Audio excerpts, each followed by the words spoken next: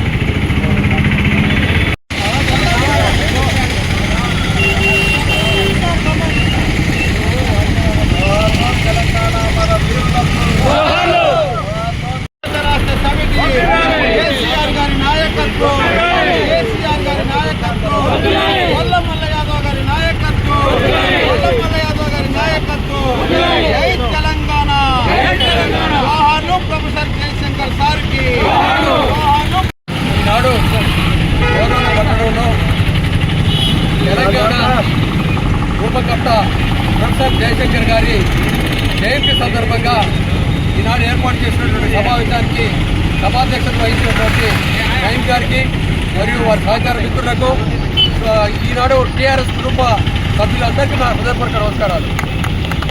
మరి ఈనాడు ఒక పెద్ద మనిషి ఆలోచనతో మనకి తెలంగాణ ఏర్పడిందంటే అది ప్రొఫెసర్ జయశంకర్ సార్ యొక్క ఔన్నత్యం, వారి యొక్క ముందు చూపు దాంతో ఏర్పడ్డది.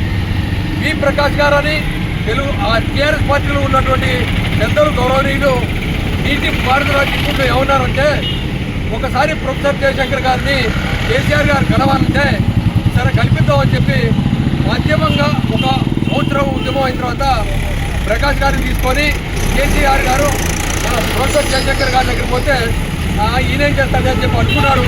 కానీ కేసీఆర్ గారితో 2 గంటలు మాట్లాడిన తర్వాత మనకి తెలంగాణ ఖచ్చితంగా వస్తుందని చెప్పినటువంటి మనిషి ప్రొఫెసర్ జయశంకర్ గారు.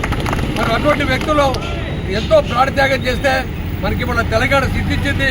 అట్టి తెలంగాణని 10 సంవత్సరాలు టీఆర్ఎస్ పార్టీ ఏ విధంగా చేసింది, సంక్షేమం ఏ విధంగా చేసింది, అభివృద్ధి ఏ విధంగా చేసింది అనేది కళ్ళ కొట్టొచ్చినట్టు కారుస్తుంది.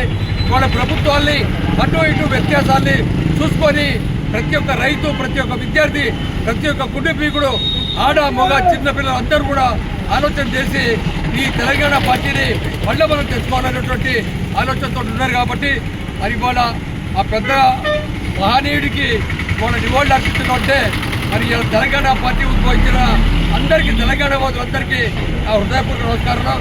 జై హింద్, జై తెలంగాణ.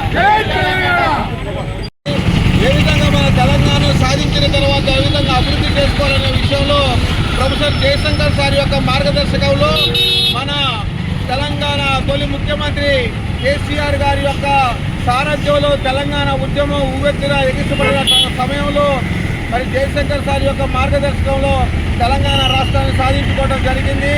మరి ఈ సందర్భంగా మరి జయశంకర్ సార్ యొక్క 91వ జయంతి కార్యక్రమాన్ని పిలవగానే వచ్చినటువంటి టీఆర్ఎస్ కుటుంబ సభ్యులందరికీ పేరు పేరున ధన్యవాదాలు తెలియజేసుకుంటూ మరి